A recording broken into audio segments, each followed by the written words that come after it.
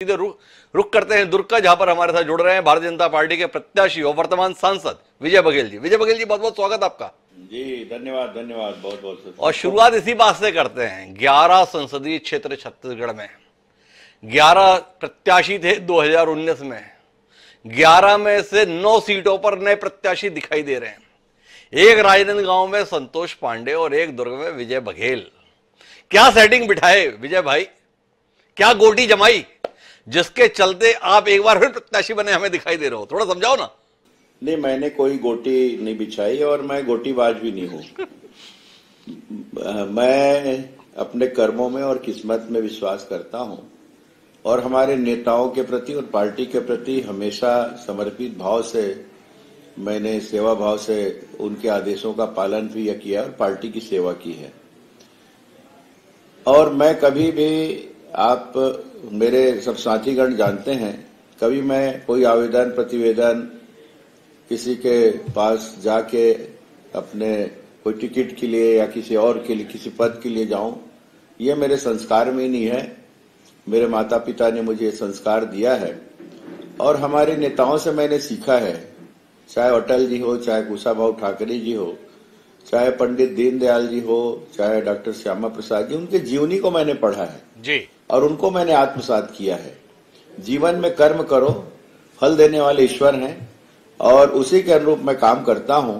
और मैं तो बहुत बहुत धन्यवाद दूंगा हमारे राष्ट्रीय नेताओं को, माननीय मोदी जी, नड्डा जी, माननीय अमित शाह जी, सभी चुनावी समिति, केंद्रीय चुनाव समिति, और साथ में हमारे माननीय विष्णुदेव साय जी, किरण देव जी और सभी वरिष्ठ नेताओं को धन्यवाद दूंगा। साथ ही साथ मेरे देवतुल्य जनता जो दुर्ग के हैं, दुर्ग लोकसभा के, उनका प्रेम, उनका स्नेह, और जो हमारे कार्यकर्ता भाई बहन और युवा साथी हैं दुर्ग लोकसभा के भारतीय जनता पार्टी के, उनका मेरे प्रति भाव, ये सब शामिल होके आज मुझे एक प्रत्याशी के रूप में मुझे एक बार फिर से सेवा करने का अवसर ये हमारे शीर्ष नेताओं ने दिया है।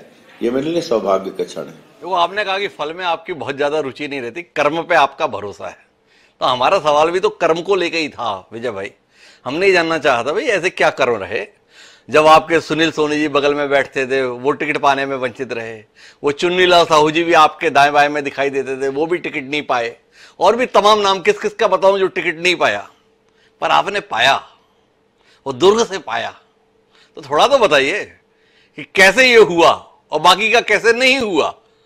नहीं, हम लोग 9 के 9 जो सांसद थे दिल्ली में जी, अभी सब एक पारिवारिक रूप में थे जी, और सबने अपनी सक्षमता से अपने क्षेत्र में सेवा की जी, और सबके अपने अपने तरीके थे। सभी पूरी मेहनत से अपने क्षेत्र की बातों को लोकसभा में रखते थे। हम लोग तो शेयर करते थे ना। जी जी। और मैं ज्यादा किया वो कम किया ऐसी कोई बात नहीं है, सबने अपनी भूमिका निभाई। क्षेत्र में भी लोगों के सुख दुख में हमेशा वो साथ रहे, कार्यकर्ताओं का हमेशा सम्मान करते रहे, पार्टी के आदेशों निर्देशों का पालन उन्होंने भी किया। लेकिन मैंने जैसे कहा ना, किस्मत बहुत बड़ी चीज है और किस्मत से मुझे ये टिकट मिली है। मैं भी उन्हीं के समकक्ष एक सांसद के रूप में अपनी ड्यूटी लोकसभा में निभाई थी और जनता के बीच में निभाई थी, अपने क्षेत्र में निभाई थी।